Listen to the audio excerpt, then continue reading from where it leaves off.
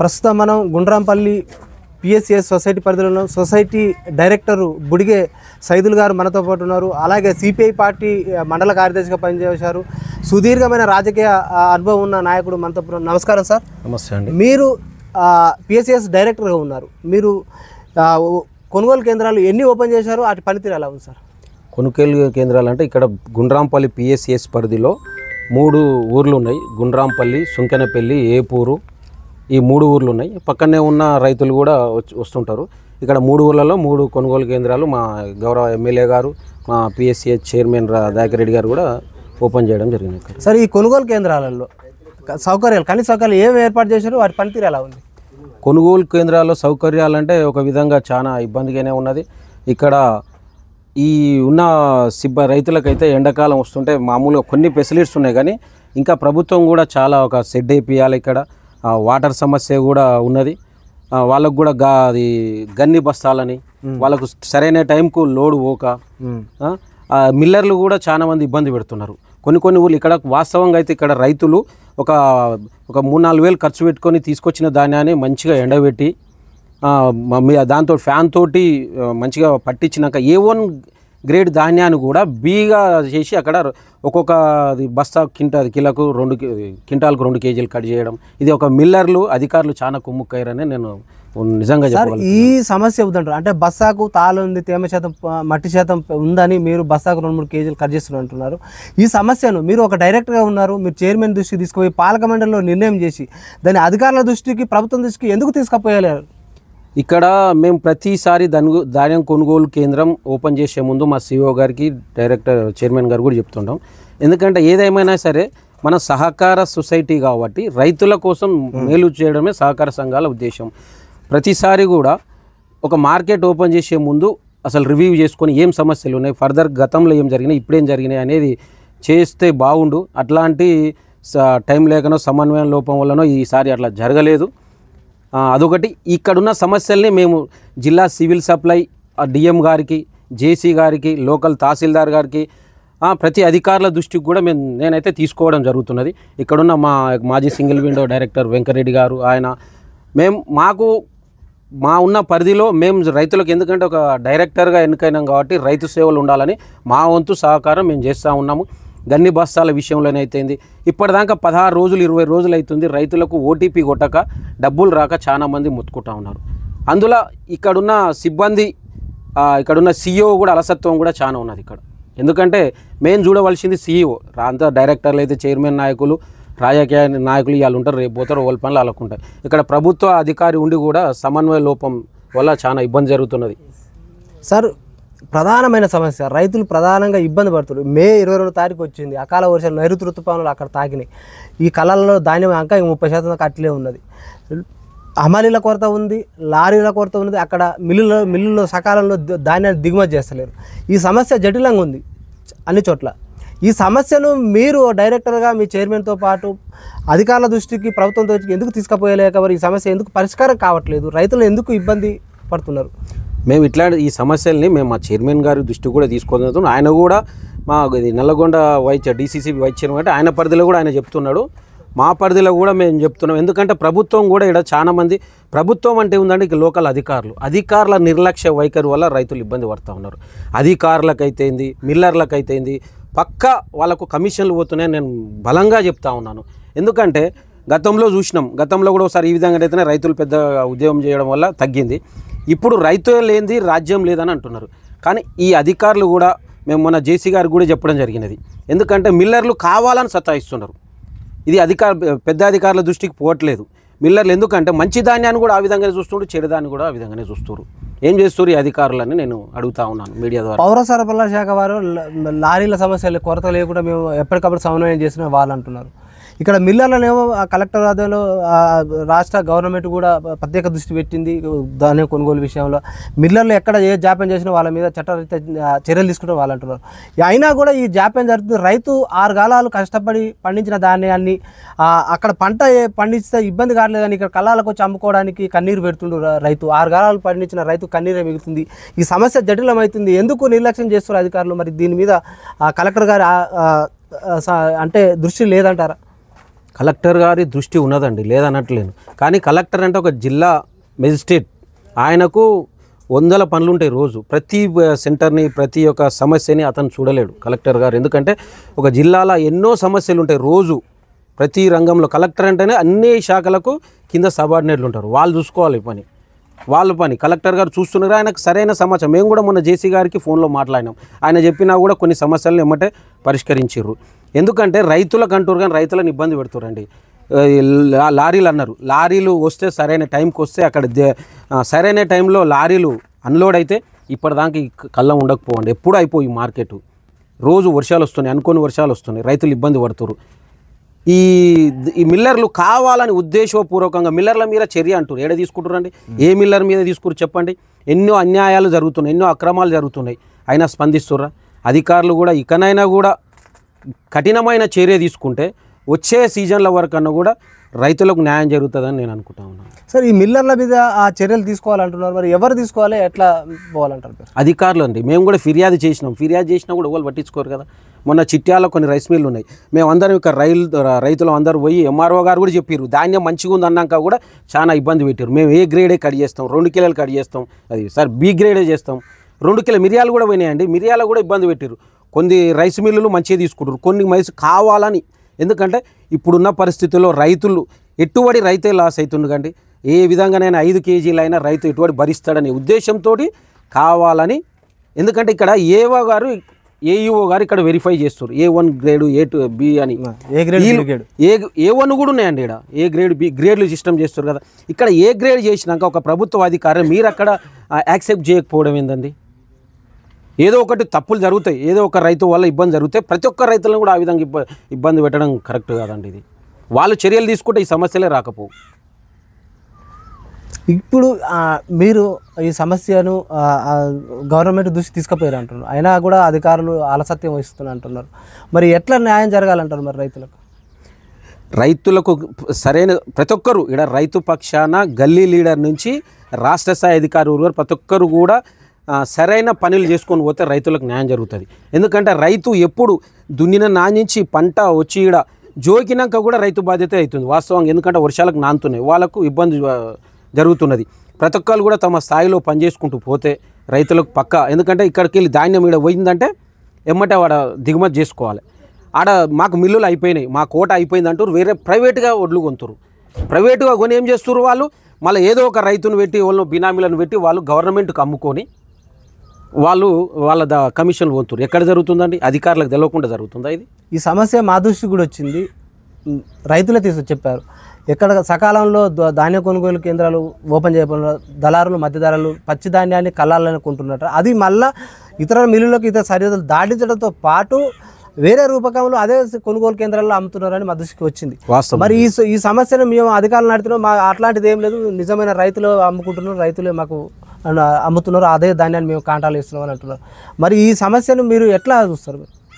ఇది ఒక దోపిడీ అండి. నేను ఎందుకంటే అధికారులు చెప్తున్నారు కానీ అమలు అయితే లేదు, వాళ్ళ లాభాల కోసమే చేస్తున్నారు. ఏది మిల్లర్లు, కొంతమంది అధికారులలో కూడా నిజాయితీగా ఉన్న వాళ్ళు, కొంతమంది అధికారుల వల్లనే ఈ యొక్క రైతులు ఇబ్బంది పడొస్తుంది, ఈ సొసైటీలో ఆగమవుతున్నాయి. ఇప్పుడు ఆంధ్రాకి వెళ్ళి వస్తుందండి ధాన్యం, మనకు లేకున్నా కూడా దొంగతనంగా వస్తుంది. అక్కడున్న వాళ్ళు మార్కెటింగ్ అయితేంది, విజిలెన్స్ అయితేంది, సంబంధిత అధికారులు కరెక్ట్ కట్టడి చేస్తే ఆంధ్రాకి వెళ్ళి ధాన్యం ఎందుకు వస్తుందండి? మన రైతులు ఇబ్బంది పడుతారు. అక్కడికి వెళ్ళి వచ్చి మిల్లులలో సరైన ఎన్ఫోర్స్మెంట్ ఉన్నది కదా, వాళ్ళు కరెక్ట్గా ఎంక్వైరీ చేయమని ఎందుకు దొరకదు? మిల్లులో ఉన్నారు, సివిల్ సప్లై ఉన్నారు, విజిలెన్స్ వాళ్ళు ఉన్నారు, వాళ్ళు కూడా గట్టిగా చేస్తే ఈజీగా అవుతుందండి.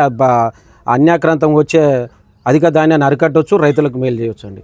సార్, మీకు గత ప్రభుత్వాలు మీకు అంటే ప్రభుత్వంలో మీకు ప్రోటోకాల్ విషయంలో చైర్మన్లు కానీ డైరెక్టర్లు కానీ గతంలో ప్రోటోకాల్ లేదు, మరి ప్రస్తుత ప్రభుత్వంలో మీకు గౌరవ మర్యాదలు ఉన్నాయంటారా? మీకు డైరెక్టర్లకు, చైర్మన్లకు గౌరవ మర్యాదలు అనేది ఏముందండి? గౌరవ మర్యాదలు అనేది ప్రతి ఒక్కరు దొరుకుతూనే ఉంటాయి, దాంట్లో ఇబ్బంది ఏం లేదు. ముఖ్యంగా గౌరవ మర్యాదలకు విషయం కాదు ఆడ, మాకు కావాల్సింది రైతు శ్రేయస్సు. గౌరవ మర్యాదలు అంటే దొరుకుతున్నాయి, గౌరవ మర్యాదలకు ఇబ్బంది ఏం లేదండి. గతంలో కేంద్ర ప్రభుత్వం 2022లో అన్ని రాష్ట్రాలకు లేఖలు రాసింది. సహకార సొసైటీలు ప్రతి రెవెన్యూ గ్రామానికి విస్తరించాలనే ప్రతిపాదన పెట్టింది. గతంలో ఉన్న ప్రభుత్వం స్పందించలేదు ఆ లేఖకు, అది అక్కడనే ఆగిపోయింది. ఇప్పుడున్న ప్రస్తుత ప్రభుత్వం స్పందించి ఆ ప్రతి రెవెన్యూ విలేజ్కి రైతుకు సహకార సొసైటీలో ఫలాలు అందే విధంగా ఇప్పుడు ఏమైనా చర్యలు చేపడుతుందంటారా ఇప్పుడున్న ప్రభుత్వం? ఇప్పుడు ఈ ప్రభుత్వం వచ్చి 1.5 year అవుతుంది. దాంట్లో ఏం చేసినా కూడా ఈ ప్రజలకు అట్టడుగు స్థాయికి రావాలి అధికారులు. ఫీల్డ్ మీద ఏదో పేపర్లల్లో టీవీ ప్రకటనలకు చేస్తే కాదు, ఏదో సమావేశాలు జిల్లా హెడ్ క్వార్టర్ మండల హెడ్ క్వార్టర్ చేస్తే కాదు, గ్రామీణ స్థాయి నుండి ఫీల్డ్ మీద వచ్చి ఎంక్వైరీ చేస్తే బాగుంటుంది. ఆ విధంగా చేయాలని నేను కోరుకుంటా ఉన్నాను. రైతులు ఉన్నారు గతంలో, ఇప్పుడు హమాలీ పైసలని ఇక్కడ వసూలు చేస్తారు, రిటర్న్ రావాలి. ఎన్ని రోజులు ఇంతవరకు రావట్లేదు. ఒక 5, 6, 7, 8 ఏళ్ళ వస్తుంది హమాలీ రిటర్న్ వచ్చేది ఉంటుంది, అది కూడా రావట్లేదండి. ఈ కొనుగోలు కేంద్రాల్లో హమాలీ ఛార్జీలు భిన్నంగా వసూలు చేస్తారట. అలాగే తేమ శాతం పొల్లు శాతం అధికంగా ఉంది, బస్తాకు 3-4 కేజీలకు వస్తారట. దీనిని మీరు ఒక పార్టీ సిపిఐ పార్టీ మండల కార్యదర్శిగా పనిచేసారు, ఇప్పుడు సొసైటీ డైరెక్టర్గా పనిచేస్తున్నారు. మీరు దీన్ని ఎట్లా మీరు రైతులకు ఎలాంటి మీరు సహాయ సహకారాలు మీ తరపు నుంచి మీ డైరెక్టర్గా మీరు చేస్తున్నారు? మా వంతు సహకారం, ఒక డైరెక్టర్గా మా వంతు సహకారం నా పరిధిలో ఉన్న అధికారులతోటి నాకు చేతనైనంత సాయం చేస్తున్నాం.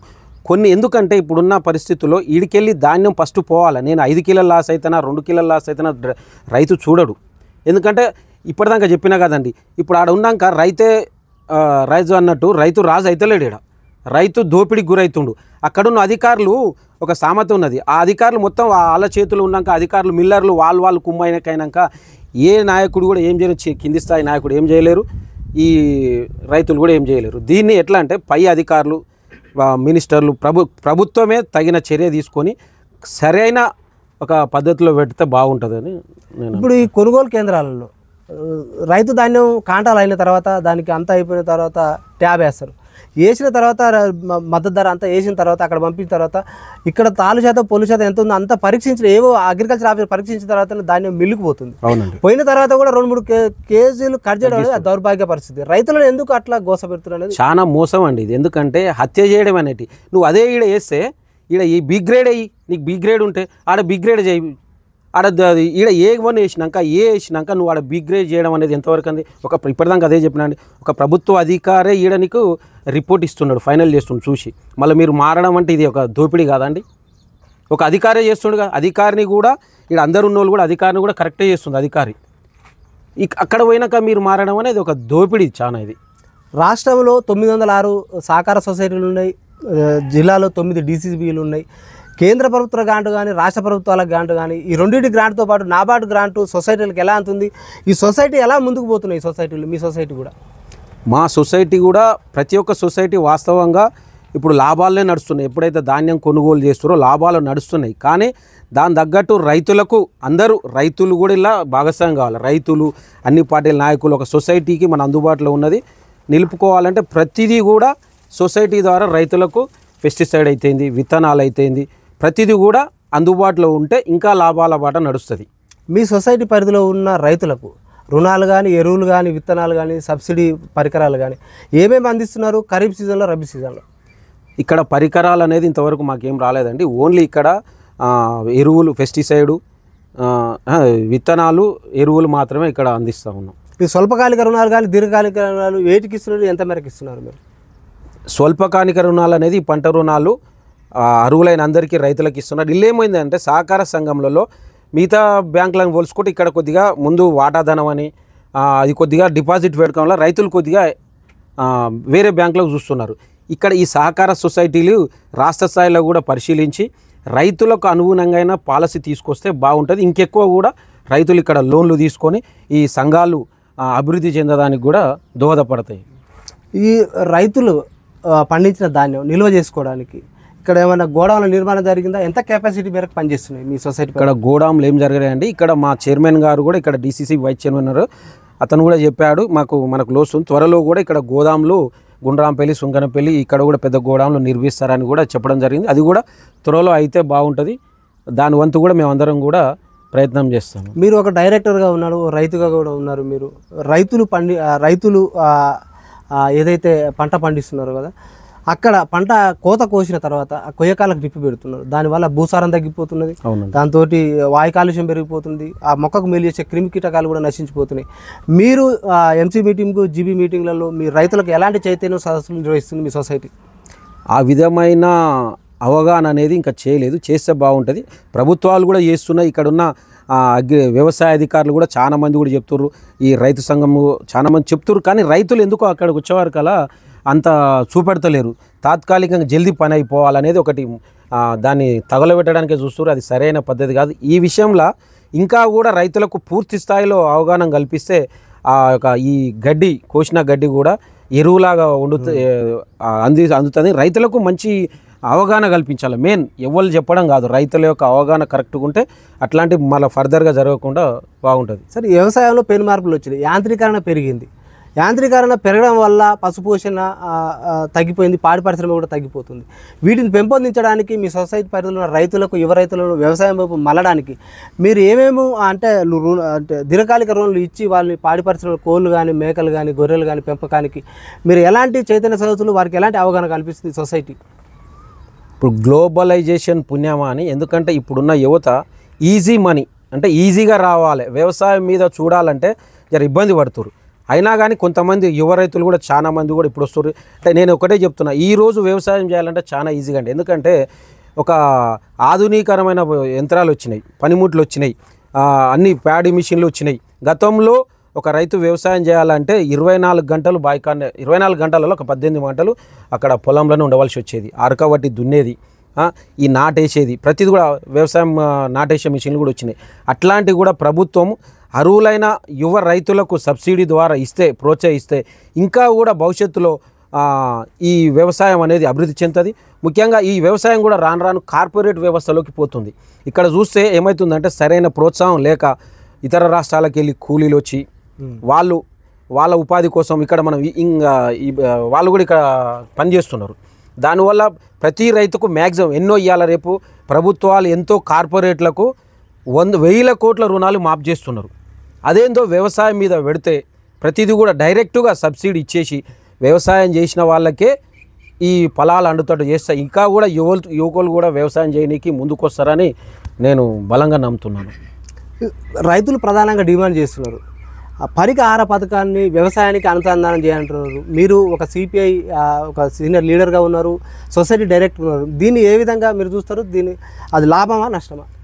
అది లాభమే అండి, నష్టం కాదు. ఎందుకంటే ఉపాధి పని వల్ల ప్రజలకు ఉపాధి లభిస్తున్నది. ఎందుకంటే అర్హులైన పేదవారికి కూడా ఉపాధి లభిస్తుంది. దాన్ని పనికిరాని పనులు కాకుండా కొన్ని అక్కరొచ్చే పనులు చాలా చేసినాయి. ఈ రైతులకు ఉపాధి హామీ అనుసంధానం చేస్తే డైరెక్ట్ ఇప్పటిదాకా చెప్పిన డైరెక్ట్ రైతులకే అది సబ్సిడీ లాగా అందుతుంది. కానీ అంతో కొంత రైతుకు ఆ పని గవర్నమెంట్ ద్వారా వస్తుంది, డబ్బులు కూడా ఆదా అవుతాయి, రైతు అభివృద్ధి చెందడానికి ఇది ఒక ఆస్కారం. సార్, రైతులు ఇంకో ప్రధానమైన సమస్య తీసుకొచ్చారు సార్, కోతుల బెడద బాగుంది అంటున్నారు. ఒకే పంట వేయడం వల్ల భూసారం తగ్గిపోతుంది, ఒకే పంట వరే పండిస్తున్నాం, ఇతర పంటలు కూరగాయలు కానీ ఇంకా మిల్లెట్స్ కానీ అవి పండించే అవకాశం ఉంది. గతంలో మా తాతలు ముత్తాతలు పండించేది అవి కనుమరుగైపోతున్నాయి. అవి పండించాలంటే కోతుల బెడదని నియంత్రించాలంటున్నాం. మరి వీటిని నియంత్రించడం వల్ల గతంలో బీఆర్ఎస్ పార్టీ కోతులను నియంత్రిస్తామని ముఖ్యమంత్రి గారు స్వయంగా సభలో ప్రకటించడం జరిగింది. కోతులు వాపసు అడవులు పోవాలి, వానలు వాపసు చేలలకు రావాలని ఒక నినాదం ఇచ్చింది, అది ఆటకెక్కిపోయింది. ఇప్పుడున్న ప్రస్తుత ప్రభుత్వం కానీ నాయకులు కానీ వీటి మీద చొరవ తీసుకునే అవకాశం ఏమైనా ఉందంటారా?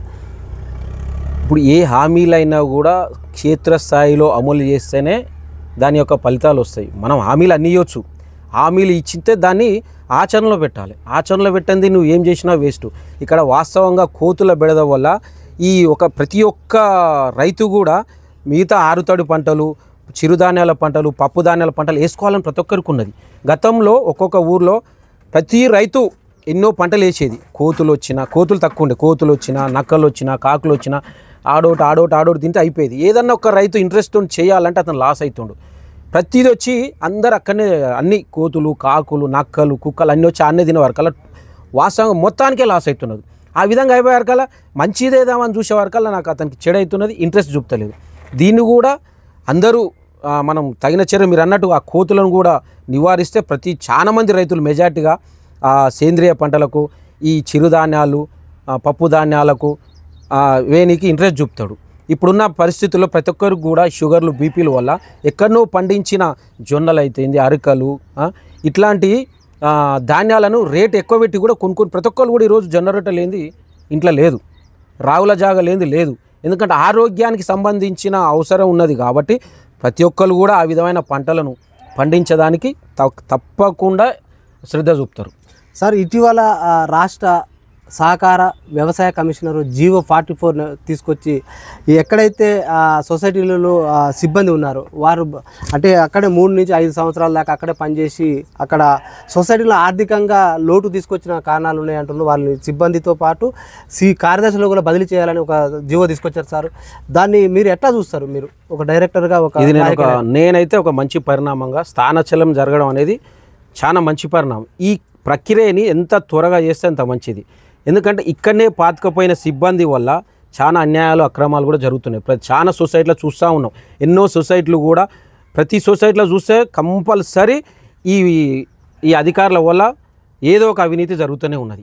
అట్లాంటిది అవినీతి ప్రతి సొసైటీ మీద ఒక ఆడిట్ చేసి సరైన విచారణ చేసి బాధ్యులైన వారిని శిక్షించి మిగతా వారిని కూడా స్థానచలనం చేయాల్సిన అవసరం తప్పక ఉండదని నేను ఈ విజయంలో ప్రభుత్వాన్ని డిమాండ్ చేస్తాను. సార్ ఈ కోతల పెడతది మీరు ఇంతకుముందు చెప్పారు దాన్ని, అంటే అన్ని రాష్ట్రంలో అన్ని సొసైటీలో ఒక నిర్ణయానికి వస్తున్నాయని మేము కూడా ఆశిస్తున్నాం. మా తెలుగు టీవీ కూడా మీ పాలక మండలిలో మీ చైర్మన్ వైస్ చైర్మన్ మీ డైరెక్టర్లు ఒక నిర్ణయం తీసుకొని కోతుల నియంత్రణ కోసం మీరేమైనా ఆ ప్రతిపాదన గవర్నమెంట్ అధికారుల దృష్టికి గవర్నమెంట్ తీసుకుపోయి ఫారెస్ట్ వాళ్ళకు అంటే ఆ నియంత్రణ చేసే అధికారాన్ని కల్పించాలని అన్ని సొసైటీలు కూడా తీర్మానం చేసి పంపుతున్నాయని మాకు తెలిసి సార్ మీ సొసైటీ కూడా అలా ముందుకు తీసుకుపోద్దని మేము కూడా ఆశిస్తున్నాం సార్. తప్పకుండా ఆ విధమైన అవకాశం ఉంటే తప్పకుండా చేస్తాం. ఎందుకంటే రైతులకు గ్రామస్తులకు ఒక రైతులకే కాదు ఇది ఎంతోమంది గ్రామస్తులకు చిన్నపిల్లలకు కూడా కోతుల వల్ల చాలా ఇబ్బంది ఉంటుంది. కోతుల వల్ల చాలా సమస్యలు వస్తున్నాయి. ఎంతోమంది కరుస్తున్నాయి, గాయాలవుతున్నాయి. గతంలో ఉన్న గ్రామ పంచాయతీలు కూడా చేసిరు కానీ దాన్ని తాత్కాలికంగానే చేస్తున్నారు. దీని యొక్క సరైన పద్ధతులు వేసి మెయిన్ ఉన్నా ఇక్కడ ఉంటే ప్రభుత్వాలు కఠినమైన నిర్ణయాలు తీసుకొని అమలు చేస్తే అవుతుంది.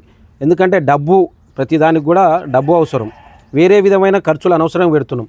దీనివల్ల రైతులకు ప్రజలకు మేలే జరుగుతుంది కాబట్టి ప్రభుత్వాలు కూడా కఠిన చర్య తీసుకోవాలి. లోకల్లో ఉన్న ప్రతి నాయకుడు కూడా ప్రతి చిన్న అధికారి కూడా శ్రద్ధ చూపితే ఈ విధమైన కోతుల సమస్యను తరిమి కొట్టవచ్చు. ముఖ్యంగా గతంలో చెప్పారు ప్రభుత్వాలు ఈ గ్లోబలైజేషను ఈ రియల్ ఎస్టేట్ పుణ్యమాని వెంచర్లు అన్నీ అయ్యి అడవులలో ఒక్క చెట్టు కూడా ఉండలేదు. దానివల్ల పాములు జీవరాశులు అన్నీ వచ్చి కోతులు కూడా ఊళ్ళలోకి వచ్చి ఇబ్బంది పడుతూ ఉన్నాయి. ఎక్కడ చూడండి మీకు తెలిసినంత వరకు కూడా పెద్ద పెద్ద వెంచర్లు వనాలని తీసిపడేస్తారు రియల్ ఎస్టేట్ పుణ్యం. కానీ దాన్ని ఈ ఫ్యూచర్లో భవిష్యత్తులో ఎంత ఘోరమైన పరిస్థితి అనుభవిస్తారో అది నేనైతే చాలా ఘోరంగా ఉంటుందని నేను అనుకుంటా ఉన్నాను. సార్ ఫైనల్గా సార్ మీ సొసైటీ పరిధిలో ఉన్న రైతులకు మీరు మీ సొసైటీలో అందించే సబ్సిడీలు ఎరువులు కానీ విత్తనాలు కానీ అవి ఎలా అందుతున్నాయి? మీరు రైతులకు ఏం సూచన చేస్తారు? ఫైనల్ నిజంగా చెప్పాలంటే రైతులకు అందుతున్నాయి కానీ కొద్దిగా అటు ఇటు టైంకి మేము ఇక్కడ ఇస్తాందుకు రెడీగానే ఉన్నాం. అక్కడ సరైన ఎరువులు రావట్లేదు. ఇది కూడా మీకు మీడియా ద్వారా తెలియజేస్తున్నాను ప్రభుత్వానికి. ఒక్కొక్కసారి అక్కడ వచ్చేయి మేము ఇక్కడ మా చైర్మన్ అయినా CEO అయినా మేమైనా అడిగిపోయి ప్యాకింగ్ కాడ లోడింగ్ కాడ చూడలేం కదా. మాకు దయచేసి మేము ఏమంటున్నామంటే మీడియా ద్వారా ప్రభుత్వానికి కూడా చెప్తున్నది, అక్కడ వచ్చే డబ్బులు బరాబర్ ఇస్తున్నారు రైతు, పనికి రాంది గట్టిగా అయినాయి ఎరువులు వస్తున్నాయి. దానివల్ల ఈ లేచినా కూడా వారం దాకా కూడా కరుగుతలేవని చాలామంది రైతులు కూడా చెప్తున్నారు. ఫర్దర్గా అట్లా రాకుండా రైతుకు న్యాయం చేసే విధంగా రైతు సుఖపడాలంటే ప్రతి ప్రభుత్వం కూడా చొరవ చూపాలి. రైతు ఎప్పుడైతే ఏడుస్తారో ప్రభుత్వాలకు పక్కా అది శాపంలాగా మారుతుంది. రైతును మంచిగా చూసుకునే పరిస్థితి ఉండాలి. రైతును చూసుకునే బాధ్యత కూడా ప్రభుత్వాలదే. ఏ విధమైనా కూడా డైరెక్టుగా రైతుకు సబ్సిడీ చేకూరే పదాలను తీసుకొస్తారని చేయాలని నేను భావిస్తూ ఉన్నాను. Okay sir, thank you sir. చూస్తున్నానండి మీ తెలుగు టీవీ.